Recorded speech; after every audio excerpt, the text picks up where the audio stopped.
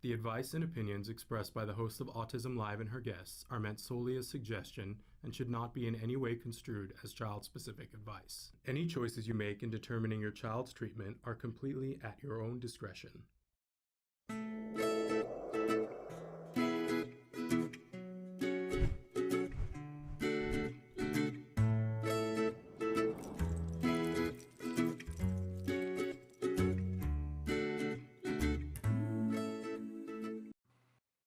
Hello and welcome to Let's Talk Autism with Shannon and Nancy. I'm Nancy Alspaugh-Jackson. And I'm Shannon Penrod, and thrilled to be here with Nancy. It looks like we're going to two separate events, though. It looks like I'm going to do laundry and you're going out. I just put on this little faux fur vest because I was freezing in my house. My house is cold too. It is just colder than you know what here in Los Angeles right now, which, you know, everybody else is having blizzards. So they're like, what you talking about? Because it's I know we're 59 so spoiled. degrees here.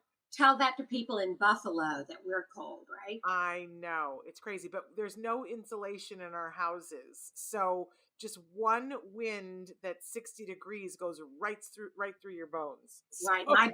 My bedroom is right next to the garage and it's permanently in a state of cold, and then in the summer hot. So well, our house that we rent was built in the 40s. And then in the 80s, it was just a little house, right? Uh-huh. And in the 80s, the owners decided to put a second floor in, which is great. That's where all our bedrooms are. But the heat is now on the second floor. So the first floor, I broke down and bought one of those ceramic heaters, which has changed our lives because I thought I was going to be a popsicle. I need to do that too. Oh, it was so worth it. And it has like a turn off switch so that if it tips over, if the dog tips it over, because you know I'm frightened of those things, but man, but still I'm cold today because it's just too cold. But we got a big show here today, Nancy. We do. I'm very excited about our guests today. We've got Kirk Herbertson, which is just an amazing name, who's going to be joining us in just a few minutes. He is a wonderful, very articulate self-advocate who is such a mover and shaker in his community. He's going to be talking with us. He's someone who made a decision to run for his county school board and won. So we want to talk to him about that and other things that he does in the community and what he's got going on right now. And then for our Autism Family Portraits, we have our dear friend who's been a friend of the show forever, Kerrie Mallory Thompson from Autism Will Not Define My Son. Boy, you were saying before we came on the air, Nancy, you were like, what a go-getter, what a mover and a shaker she is. Yeah. Amazing story. And for those her of bio makes me feel like quite the slacker. I know. Makes me feel that way too. I'm like, well, what have I been doing with my time? I've not even, but for those of you kiddos that are nonverbal, you really want to be here to hear what Kerrie has to say because she has some pretty exciting news about her son. So all of that plus some news stories. Yes, let's jump right into those, Shannon. Something out of Page 6, the tabloid.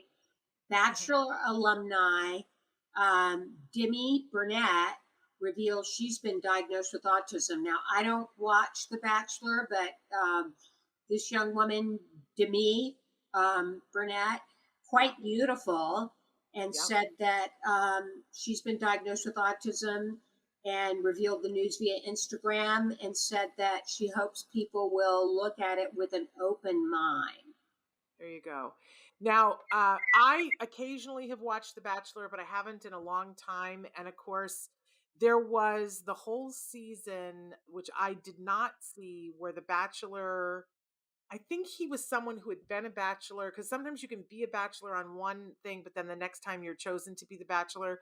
And it was Colton. And correct me if I'm wrong, those of you who are big Bachelor fans.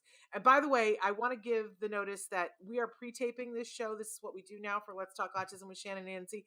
But I'm watching with you guys live. We pre-tape on Wednesday afternoon, and I watch with you live on Thursday. So write in and tell me if I've got this wrong, you guys. And by the way, you can write in on whatever platform you're watching, because the show is airing live right now on Facebook, on YouTube, Twitter, and about a dozen other sites. And it will be available as a podcast later. And you can even write in when it's a podcast, you can write in directly to me, Shannon at autism-live.com. My understanding is that, and those of you who are part of Bachelor Nation, please help me if I've got it wrong. Colton's episode, she was one of the girls who was vying for Colton's attention. Yes, that's correct, Shannon. It says she starred on Colton Underwood's season of The Bachelor in 2019. She returned to the franchise for season 6 and season 7 of Bachelor in Paradise. And my additional understanding is that Colton eventually, even though he was trying to date all these bachelorettes, realized it wasn't happening for him and came out as being gay. Right. And there's a whole series about, I guess, like on Netflix about Colton and, you know, him accepting himself in terms of that way. But then Demi went on Bachelor in Paradise and left engaged to a woman. Right. According to this, I didn't see any of that. But I'm like, apparently I've missed a few things on Bachelor. Yeah. It is not what it was when I was watching it. It does say she made history with Christian Haggerty by becoming the first same-sex couple to ever get engaged on the show. But they called off their engagement in October of 2019. But I think the thing that's really significant is that there was a period of time after that she was on social media and kind of was having a meltdown. Yeah, she said she was very honest, very forthcoming about that. She said she was experiencing emotional breakdowns every few hours. Yeah. And that I presume, and you know, we don't want to presume too much, but she now says, I've gone for a psychiatric evaluation and that she has been diagnosed with autism. And that maybe that played a role in some of what was going on for her when she was having the meltdown. So, you know, she has said that she's going to talk more about this in the future. We just want to open the door for her if she wants to come and talk about it here. She has asked for openness and acceptance, and we absolutely are about that. So just want to put it out to her that if she wants a place, a forum in which to talk about it, we are here. We certainly will give her that. And there is the potential for her to be a role model for other young women who are feeling, you know, whatever it is that they're feeling, or feeling like maybe they can't cope and wondering why that might be and wanting to get a tool set to deal with that. She does say that in her statement, she makes a statement about how stigmatizing an autism diagnosis can be.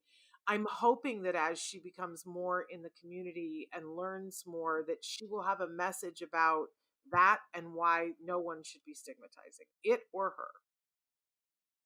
So that's what my hope is. Me too. Should we move on to the yes story the of next the day? story, which is not a good one.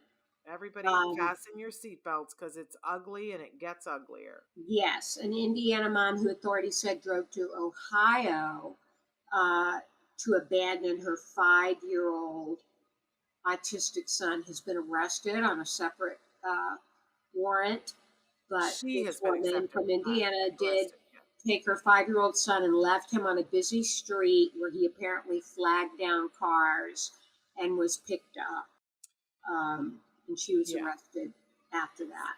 So the backstory on this appears to be, and every day we get a little bit more information, it seems that both mom and dad, according to dad, they both have had substance abuse issues.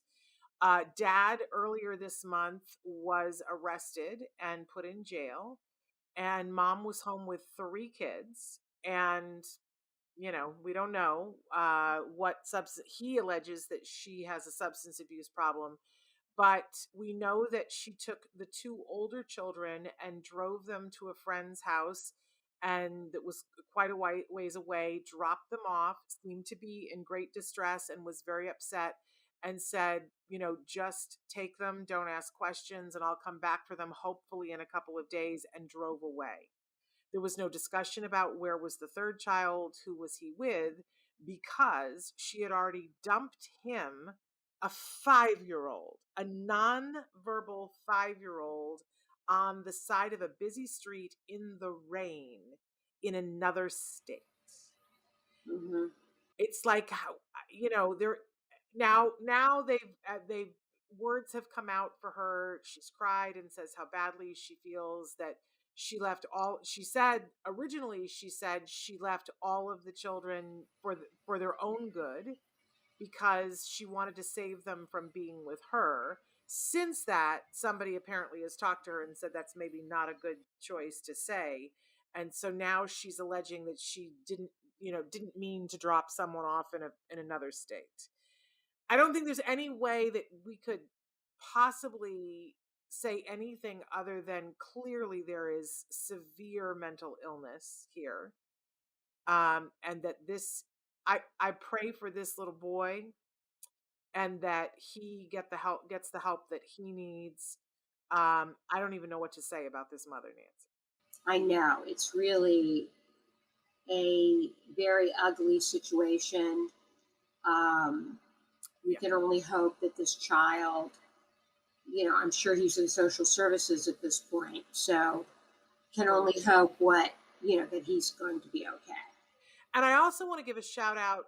There were people who saw this little boy on the side of the road in the rain as it was getting dark, trying to flag down cars. And they pulled over and, called authorities. And it just so happened that the next state over, the mom then on an unrelated charge was stopped about something else that didn't have to do with this, and they started putting all of the cues together. So she's behind bars right now, as is dad, and we will see what happens. But this poor little boy, my heart just absolutely bleeds. And I also want to take this opportunity to say, we say this on a regular basis, Nancy. If you are in a circumstance where you are not able to take care of your child, if you begin to have thoughts that your child would be better off without you, I wish there was something, how in like fire stations, they have a safe drop off for babies where you drop off the baby and you ring the bell and you walk away and there's no repercussions. I wish we would have that for people who have children, teens, and adults on the spectrum.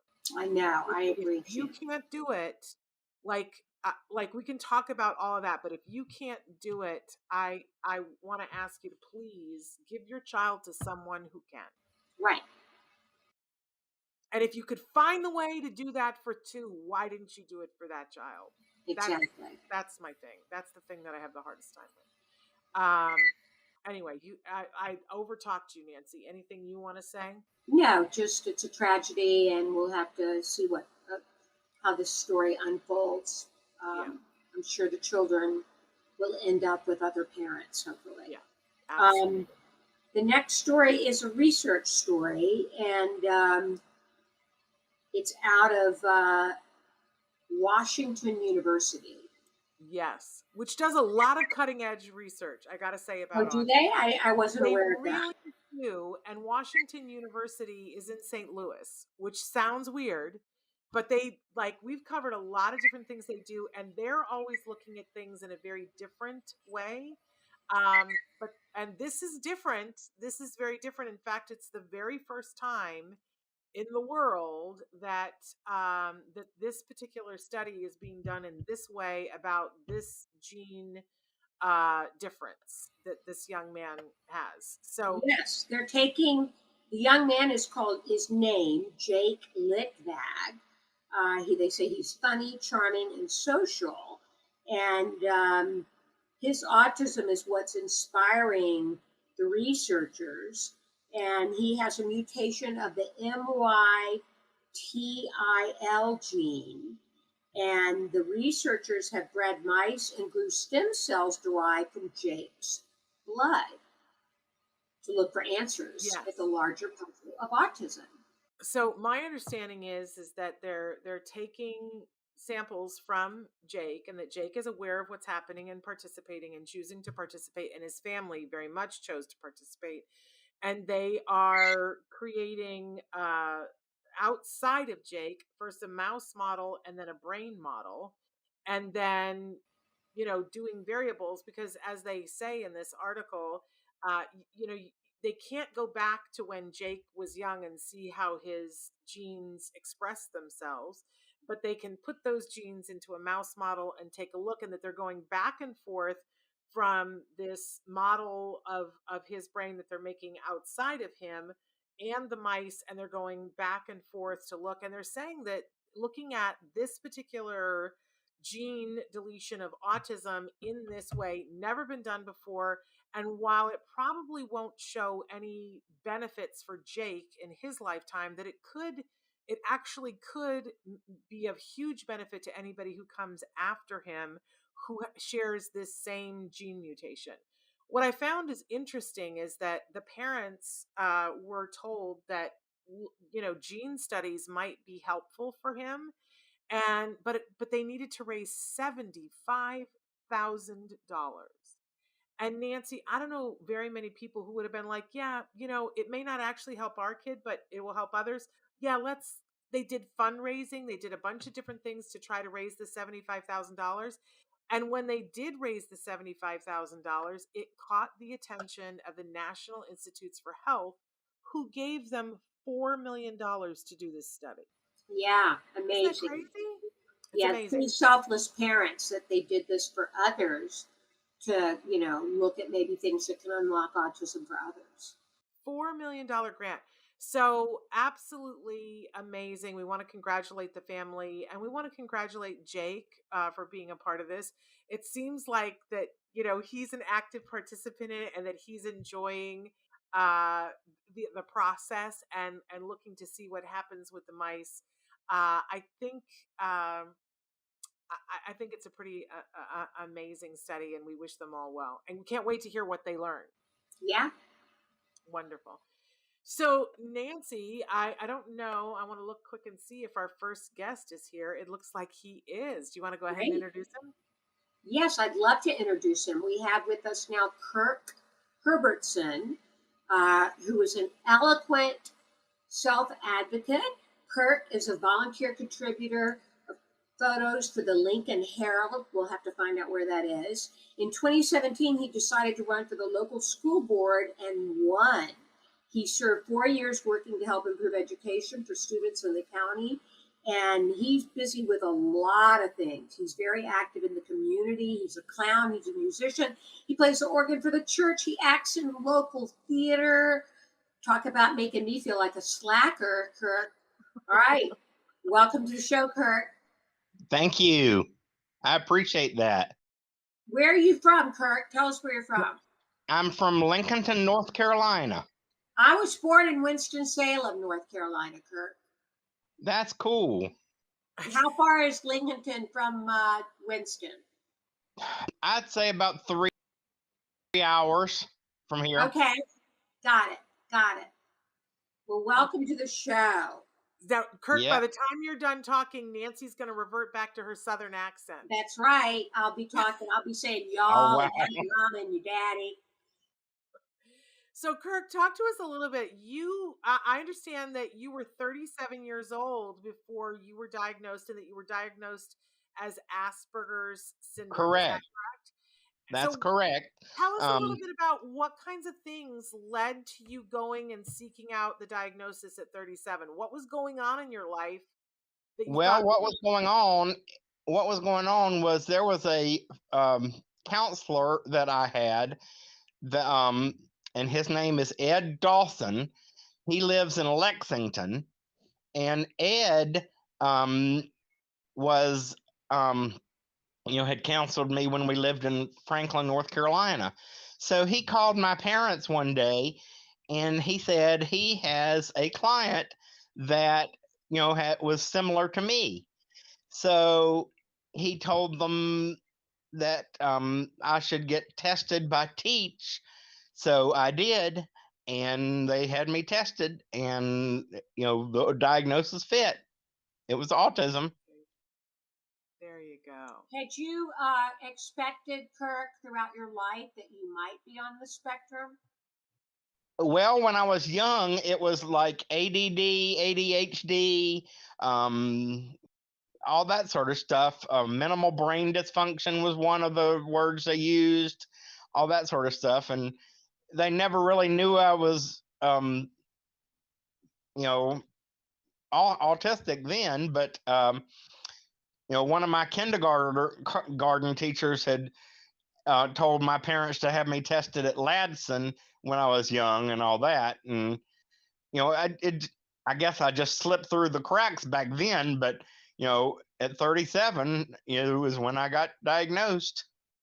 Did getting the diagnosis, did that change anything for you? Was it helpful? Oh, yes, it was very helpful. Yeah. In what way? What happened as a result of getting the diagnosis, Kirk? We understood more what I was like, and the things that were going on with me, why I was the way I was. Yeah. So, but then eventually you decided that you were going to run for the school board. Talk to us about that. What made you decide to do that? well, because I am autistic, and the reason I decided to run is I have a heart for special needs students. I mean, not only autistic, but the ADD, the ADHD children, the cerebral palsy, whatever. I have a heart for special needs, and so I decided to run to be a voice for them and be an advocate for them. So that's the reason I won. The reason I ran. And you won, and you ended up spending 4 years on the school board. What was Correct. that experience like? Correct. Yeah, what was that experience like for you? Oh gosh, that was a wonderful experience. I got to go in and visit the different schools, the different EC classes, and all that sort of stuff. It was great. 4 years of doing that. Kirk, tell us a little bit about your life, because we understand that you are just a lot that you. I hear that you're a clown. That you're a clown at birthday parties now after being afraid of clowns as a kid. Nancy was saying before that you act in local theater, you play the organ for your church. What's your life like? What do you spend your time doing? Oh gosh, I'm also a photographer with the Lincoln Herald .net, which is an online newspaper, and this is all volunteer work. Now the church does pay me a little bit on the side, but the rest of it's all volunteer, to give back to the community for what I'm getting. But I take pictures for LincolnHerald.net, which is, like I said, an online newspaper. And so I have a press pass, and I get to go to different events and all that sort of stuff. I do clowning for birthday parties. What's your clown name? Lampy the Clown. I love it. I love it. Yeah. Wonderful. And the church I play organ for is Ironton Presbyterian Church in Iron Station, which is right here near Lincolnton. Amazing. I love all these things. Now you got a lot of attention when you ran for the school board, and people realize what an amazing speaker you are and an advocate. And I understand, I've seen some of the clip of you got asked to be the keynote speaker at the Autism Society of North Carolina. Correct. That had to have been a pretty exciting time. It was very exciting for me. Yep. Well, maybe you could tell us a little bit about what advice, or what do you want parents of individuals on the spectrum to know? What advice do you have for us? Well, the advice that I have for you is, get an early diagnosis, and it's, because it's a relief to get a early diagnosis. And don't be ashamed of who you are, because you're unique. And there's 3 ways to be awesome. You can stop worrying what other people think, and instead try to live in accordance with what instead of trying to live in accordance with what other people's expectations are, live in accordance with your values. Be authentically you. Be awesome. the awesome, quirky person you are. Belonging comes from being yourself and finding people who you love, um, who love you the way that you are, not from pretending to be someone else. Do what you love. Pursue your passions. Whether it's photography, music, clowning, whatever. Um, it's just a lot of different things. Have a support system too. I have a great support system. My parents, friends in the community. I mean, they're awesome people. Um, don't let the naysayers, have the final uh, say, because it's easy to listen to the negatives and give up, but don't give up. Um, you know, um, do what makes you happy, like I said. Love it. Get and find the right circumstances for your needs. I mean, find out what kind of learner you are. I was an oh gosh, I had to listen, to things like audio taped and read, that. So I was a auditory learner, So find out what kind of learner you are, and those are just what a few of the things, I All, love it. all very wise words, Kirk. We appreciate that. Your parents Any- must be very proud of you. They are. They are.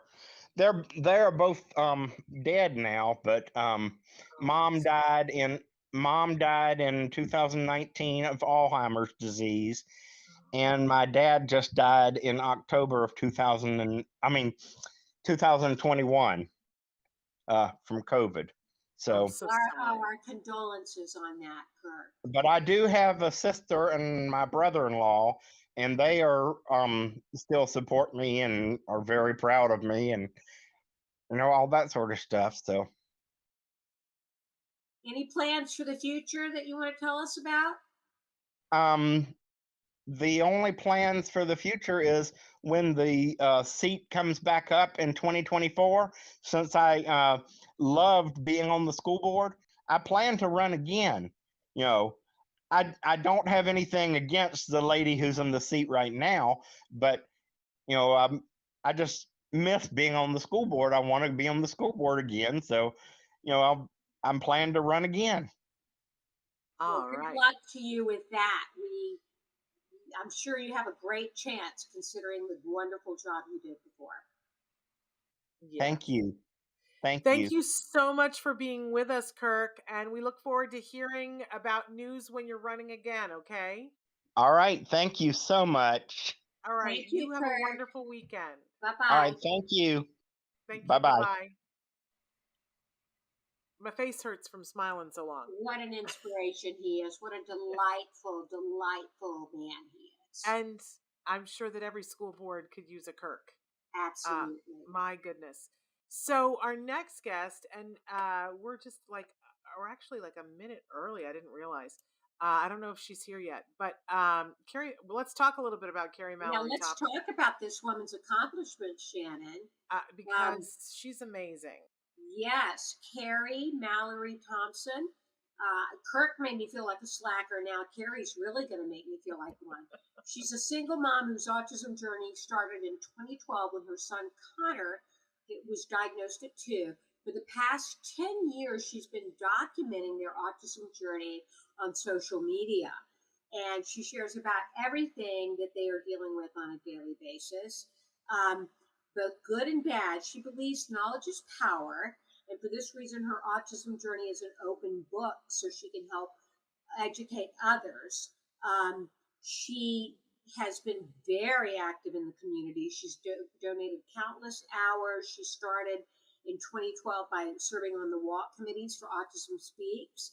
And along with another mom, she formed a local autism advocacy organization called Arizona Autism Network of the West Valley, otherwise known as ASA Now. where she served as president.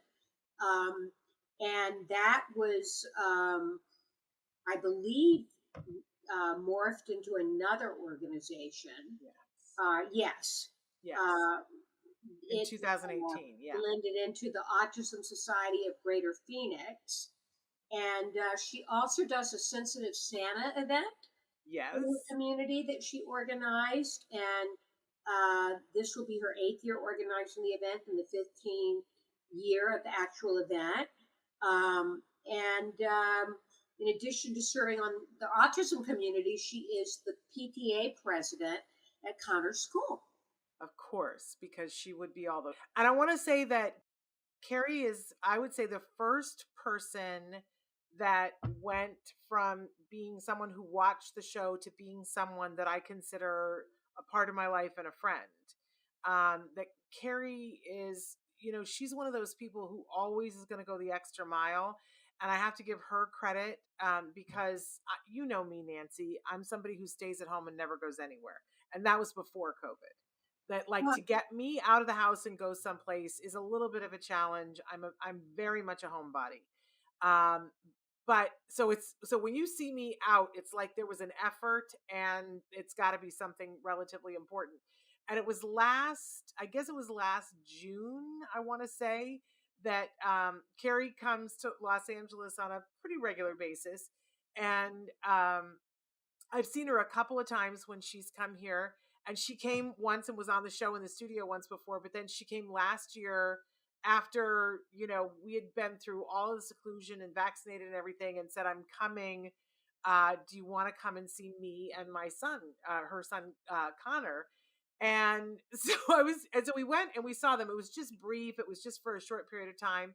But we went and saw them. And afterwards I was explaining to somebody and they were like, wait a second, like you, Shannon, left your house and went and saw people out in public. And they were like, I got to meet this woman. She's going to be someone that's like totally amazing, because for you to have done that. And she is.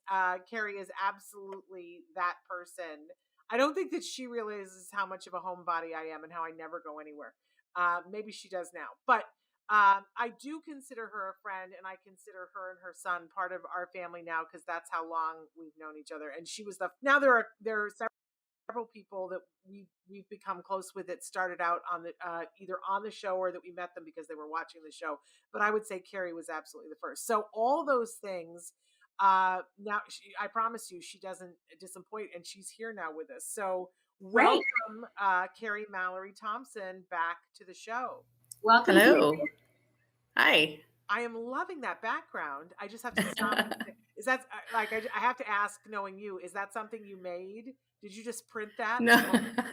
No. This is actually in our one of our conference rooms at my main job. So I kind of love it. And I forgot to mention, you work full time and you have a side business. Of course you do. And that side business we've featured before on the show, ThelmaLou Creations. In fact, we've featured that side business on our toy and gift guide before. Mm-hmm. And that you have some plans for that. I don't know if we're allowed to talk about any of that yet, but do you want to talk about what your hope is for that side business, or is it too early to talk about that? That wasn't on the list of topics, but do you want to talk about it? Yeah, we can talk about it. So we started the business mainly just to have fun and kind of make some extra money for us to be able to go, because Pam, my best friend, she lives in California.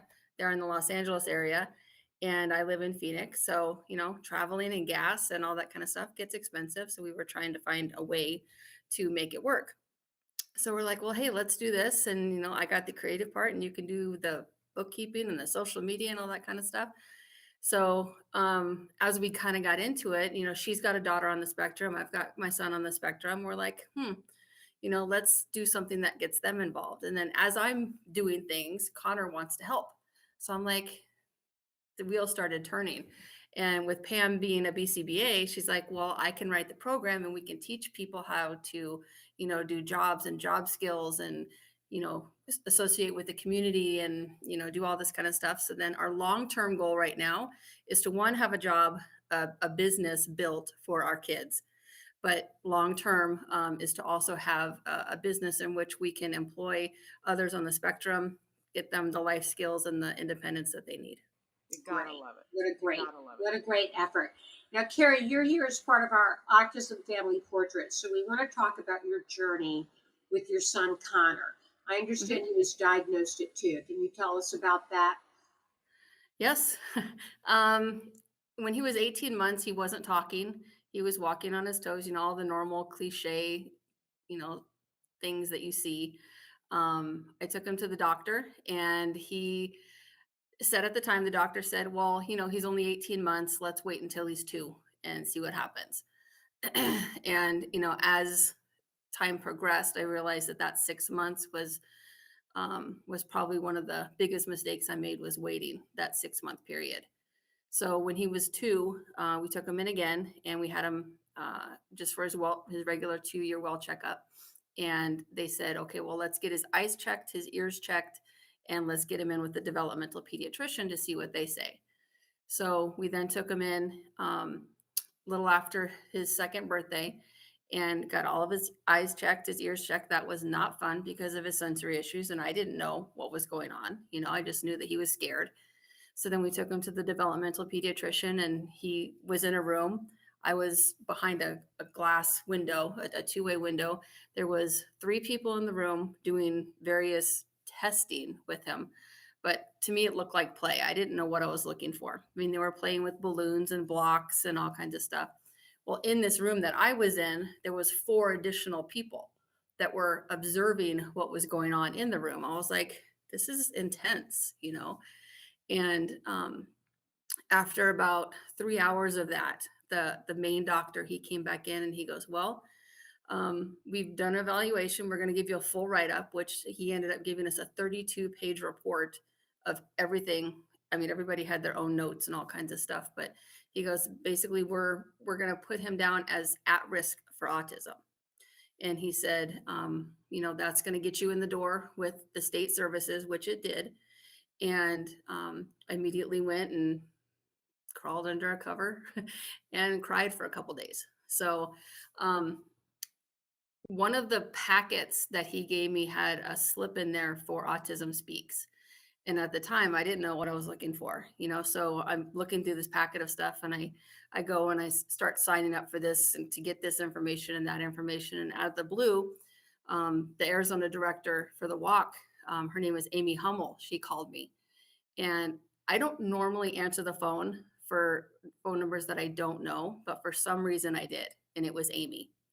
And she said, hey, I just saw that you signed up for the walk, and I just want to see if you had any questions. And I ended up talking to her for almost an hour. If not for that phone call, I would probably still be under my covers right now, because I didn't know what I was going to do, nothing. But Amy was the spark that I needed. And ever since I hung up that phone, I haven't stopped. And boy, isn't that the truth? Because we went through even just a part of your resume, which is extensive. You don't stop. You're like the Energizer Bunny, to the point where I worry about you because you are you're a force, woman, a real force, but a force for good.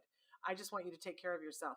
But talk to us a little bit about Autism Will Not Define My Son, how you started that and what it is and how can I follow what you do. You're okay. Do you need a drink? Yeah, no, I'm good. I hope. Okay. Right. So when he was first diagnosed and they told me that, hey, he's at risk for autism, that was the first time that I'd heard that.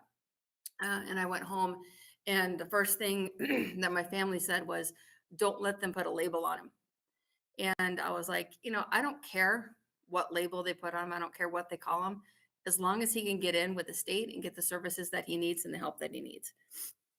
So from that point on, I was like, how am I going to keep everybody in the loop of what's going on? I've got, people here, excuse me. How am I going to keep everybody involved? At the time, Facebook groups wasn't an option and it didn't exist. So I was like, well, let's start this page. So I started Autism Will Not Define My Son. So at the time I was like, well, he can have the label of autism, but it's not going to define who he is. He's going to define who he is when he's ready to do that. So that's what started the page. And I mainly started it just to keep the family involved. But you have so many people who participate, Kerrie. You do a live feed, and you get more people live than we do when we're live. I mean, because you keep it very real, and it's really interesting. In fact, you one of the things that I always tune in whenever I can.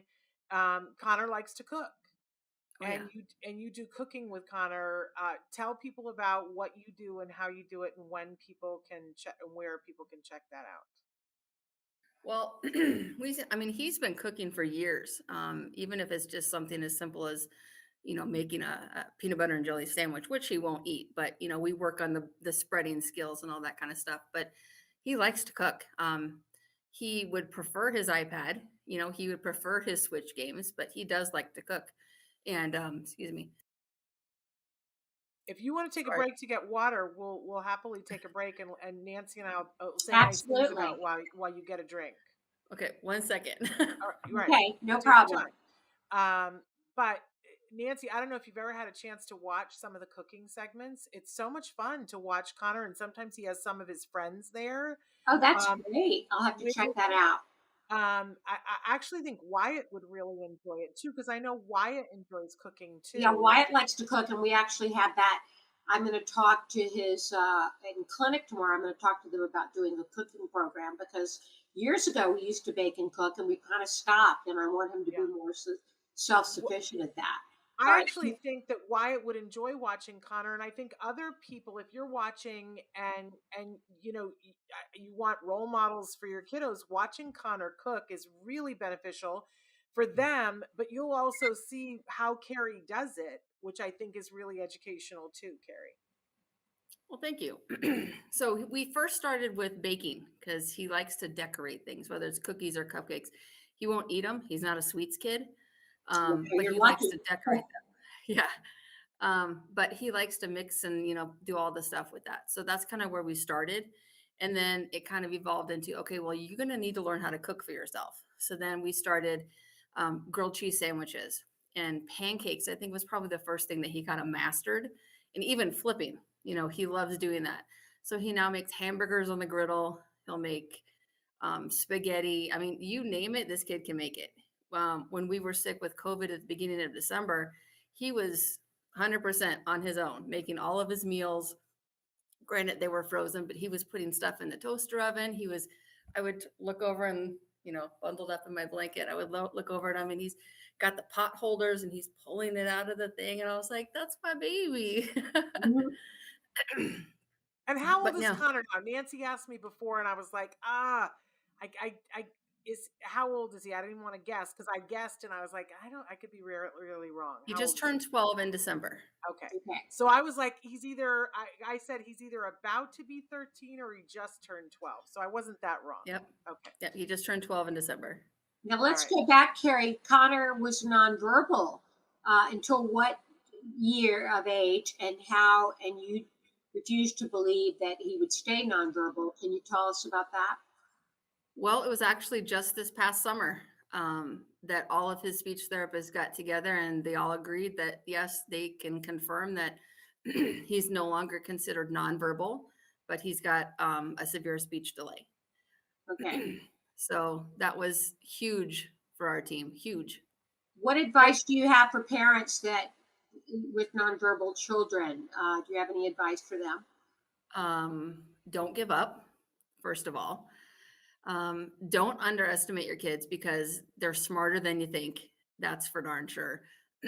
But my motivation was, I asked one of his speech therapists at the time, when he was probably, 5. It was before he was diagnosed with apraxia. And I said, do you think he's ever going to talk? And her response to me was, I don't think he'll ever have a meaningful conversation with you like you and I are having, but I think he'll be able to express his wants and his needs. And I'm like, oh no, no, it's not happening. So at the time, he had just gone from PECs to using an iPad and using the touch chat program. And I was like, no, he's going to find other ways. So that was the spark that I needed, because we then put him with sign language. We started him with basic sign language. We forced reading and writing even more so than what we were doing before. And then that kind of progressed into him typing and not using the PECs with the touch chat program, but using the actual keyboard on the iPad and typing what he was wanting. So once we knew what he was trying to tell us, then we could verbalize it to him, and then we had him verbalize it back to us. But when he was struggling, just trying to communicate and tell us what he was wanting and what he was needing, we were having a hard time. Now he's at the point where 90% of what the immediate people around him can understand. When we can't understand him, we tell him to go get his iPad and he gets mad. He's like, I don't want to use my iPad. I want you to understand what I'm saying and listen to my mouth and listen to my words. So it was a struggle for a while, seeing him struggle and just watching the tears build up in his eyes, when he knew what he was trying to say, and you knew that he knew what he was trying to say, and it just wouldn't come out. That was probably the hardest thing for me was to watch that. Yeah, if you watch videos of Conor, he's just such a sweet soul, but he is also someone that you see the frustration. He is so clear that it's like he knows what he wants and he gets frustrated when and of course I haven't seen him now since last summer. It is heartbreaking to think that there are families out there who have been told, well, you might as well give up because your child has apraxia. And I think that you are someone that everybody needs to follow because you have been really at the forefront of this. You and a handful of other mothers who have said, no, I'm not accepting that. I think you're changing the face of apraxia, Kerrie. Well, I hope so, because it's just a diagnosis. It's just another label, people have to find different ways to teach, because all of our kids are different. They're all going to learn differently. They all understand things differently. You could say blue when it's actually purple, but it's still in the same color combination. He was sick. Well, he's still sick. He's got a nasty cough, but I started giving him some cough medicine just to try and get rid of that. And for years, he would only take medicine out of a syringe for years. This past year, he started using the little cup that comes with the medicine now. Well, when he got sick just after COVID, and a couple of weeks ago, when I tried to give him cough medicine, he would get sick. Same resort, he would gag and throw up and that kind of thing. And I was like, okay, well, we used the syringe before. Now we go to the cup. Maybe we go back to the syringe. So we did, and he took the cough syrup, no problems whatsoever. So it's just in finding a different method and a different way to teach and to communicate with them. They're trying to find different ways to communicate with us. We need to find different ways to teach and communicate that to them. Amen to that. I wanted to ask you a question about, you've talked about a couple of different things you've done. Talk to us a little bit about the interventions that you've used, because I imagine that there are people who are watching right now, Kerrie, that they're pretty new to this and they're hearing your story and they want to know what interventions have you tried? What worked? What was helpful? We've tried almost everything. We started with developmental therapy, occupational, physical, speech, all that kind of stuff, the normal things. And then we started ABA as well. He's had some amazing therapists. His dream team is awesome. Having a therapy team is crucial to anything. With the ABA therapy that he's done, he's had everything from aggression to wandering to elopement, inappropriate hitting, that kind of thing. And we've used everything from reinforcements to functional communication training, extinction, all kinds of different ABA type therapies. And for the most part, they're working. I mean, right now he still gets a little bit, shows some aggression when there's some speech issues and he still can't, get his point across. If you tell him no and he's got to give the iPad back without a warning, he shows some aggression. But I would probably say almost all of the therapies that we've done have affected him in a positive way. Great. So you encourage parents to try a little bit of everything, I would imagine. Yeah, whatever works. I mean, sometimes, you find a therapy that works, you find a therapy that doesn't work, but it's all, in my opinion, it's all on the therapist too. Right. There's good ABA and there's bad ABA. Being, who I am and what I've seen here in the Valley and in Phoenix, I've seen a lot of bad ABA. I'm so grateful that Conor's never had to experience that. Mm-hmm. He hasn't had to experience any negative therapy, nothing. I mean, his dream team from the get-go has been amazing. That's amazing. Thank you, Kerrie, for sharing your journey.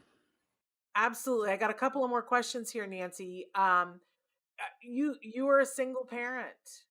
This is its very own particular thing, Kerrie. What advice? I mean, look at all the things that you're doing, and you're a single parent. What advice do you have for the single parents who are going it alone? Know that you're not the only one having to go through this by yourself. It happens. It's not the journey that I had planned for us, but things happen, and sometimes they happen for the better. And this was a choice that I made, and I think my son has progressed and is better for the choice that I made. But you have to have support. You can't do it by yourself. And Shannon, you know better than anybody that I have a hard time with that concept. Yes. But yes, because Kerrie's going to try to lift the world on her own. That's always your thing. But the reality is, I know that I can't do it by myself. Like I said, Conor has an amazing team. Conor's dream team has been there since the beginning. I've got my family as support. My parents are still, kicking, and they help with all kinds of things. Is therapists help. You have to have friends and family around, and if they can't help physically, they can help, talk you off the ledge sometimes. Mm-hmm. I can't tell you how many times I've called his former BCBA, who's also my best friend, who we started this business with, and said, "Hey, I don't know what I'm doing here. I need some help." So just having somebody to call and pick you up off that bathroom floor, sometimes that's all you need. That's so Well, important. as much as I think you try to do things on your own, Kerrie, I also think you're somebody who is I think you've done a better job of anybody that I'm aware of at like putting together a team and then adding people to the team. And I don't know anybody who is as persistent as you are at asking questions. I mean, you weren't gonna, when you started watching the show, you weren't gonna you weren't gonna just be a viewer.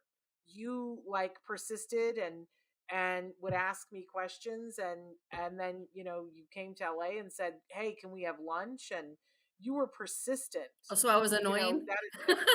No, you're the thing that Nancy always says. Nancy is the queen of saying, "Be a dog on a pork chop," and you are a dog on a pork chop. You don't let things. You're like, "Hey, if you have information that maybe help me, I want to talk to you."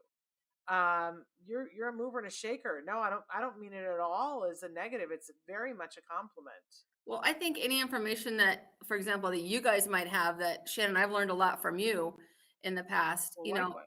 that any information that I get from somebody else is going to help somebody else down the road, which is another reason why I've continued with, the Autism Will Not Define My Son page and continue to put stuff on it constantly, is that I get comments and private messages from, trolls, unfortunately, but I also get them from parents saying, "You know what? You just helped me with the problem that I was having," or "Thank you for posting this because I was at my wit's end," or something like that. That was not my anticipation when I had started that page. Again, it was just to keep family involved, but it's starting to, take traction, and people are starting to learn from it and learn things. And, like with the cooking with Conor, I hope maybe Wyatt can tune in one time and see something and say, "Hey, that's cool. I want to do that." Or, flip a burger a different way, whatever the case is. Nancy, I've been hogging the questions. Did you want to ask a question? Just in hindsight, looking back, is there anything you would have done differently on this journey? I think the only thing I would have done differently is given myself a little bit more grace. Uh-huh. Because at the beginning of this, I tried to figure out exactly what it was that I did wrong. Right. You know, what caused this? What could I have done differently? Mhm. And now, 10 years later, and ironically, February 10th was the 10-year mark of when he was diagnosed with being at risk. So 10 years later, I'm now sitting here going, you know what? I know it's not anything that I did. There's too much unknown, whether it's this or that or that or this or a combination of whatever, what caused it. It doesn't matter what caused the autism. Now we figure out how to make it work in our lives and It's how to make him such successful. important advice. I think oftentimes as parents, we don't give ourselves enough slack, enough credit. We don't show ourselves enough self-love. We're constantly comparing and asking why instead of focusing on the positive. So that's great advice, Kerrie. Absolutely. We've only got a couple of minutes left, but really quickly, what's been the hardest thing and what's been the most wonderful, the best thing on this journey? I think the hardest at the beginning was realizing that I had to do this alone and then realizing that I wasn't alone. But personally with him, I think, like I said before, was watching him try and struggle to tell me what it was he wanted to say and literally be this close to him and see the eyes well up with tears and not be able to understand what he wants. And you just want to say, baby, just tell me, what's wrong. That's probably, and sometimes still is the hardest. I think probably on the other end of that, hearing that he's no longer considered nonverbal, knowing that everything that we've gone through over the last 10 years and everything that, he's gone through. I mean, he's 52 hours a week, 54 hours a week at times. He was going through therapy, schools, all kinds of stuff. I mean, that's more than I put in sometimes in a work day, and he's doing that with therapy and stuff. So just to see the progress that he's made, and that's probably the most rewarding. Amazing. Great. And where can follow you and find where do they need to go to, for instance, follow Autism Will Not Define My Son?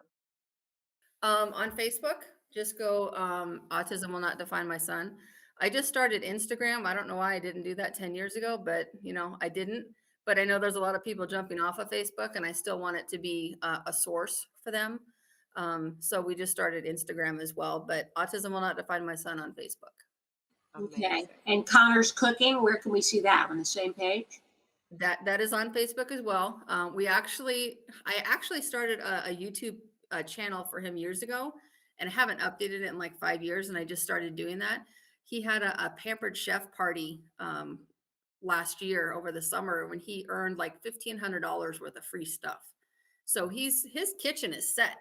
We just, we need to get over the sickness stuff so we can start getting some cooking with Conor's scheduled. But those we'll have on YouTube and as well as his Facebook page. Okay, great. There's the Facebook page. Yes. Raven, just put up your Facebook page.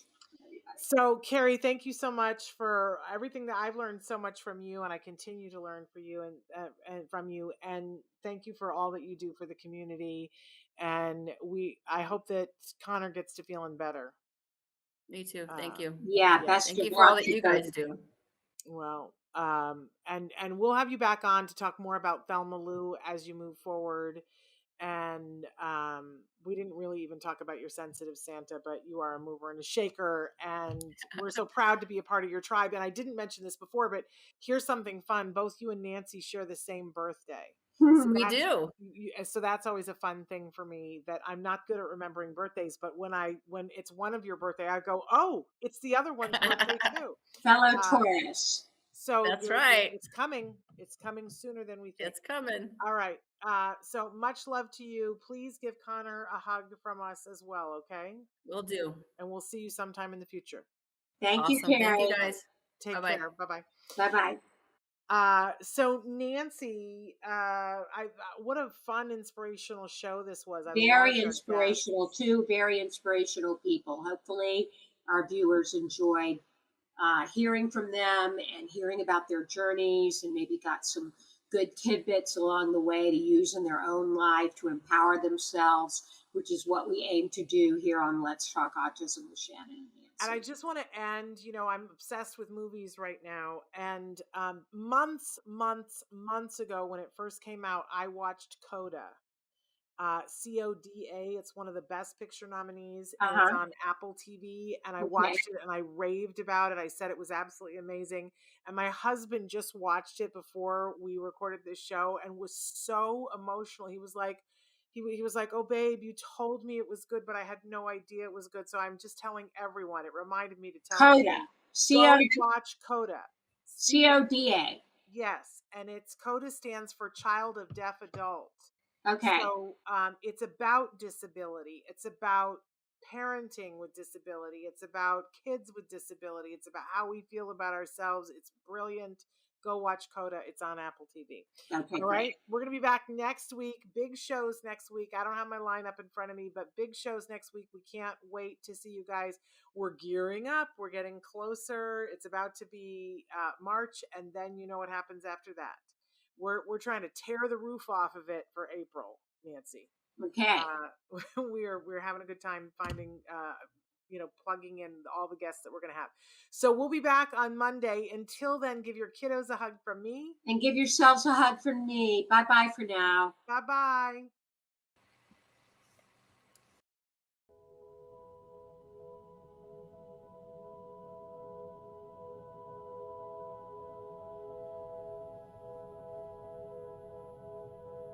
If you found anything helpful in this video, please give us a like. In fact, make sure that you smash that subscribe button on YouTube and give us a like on Facebook.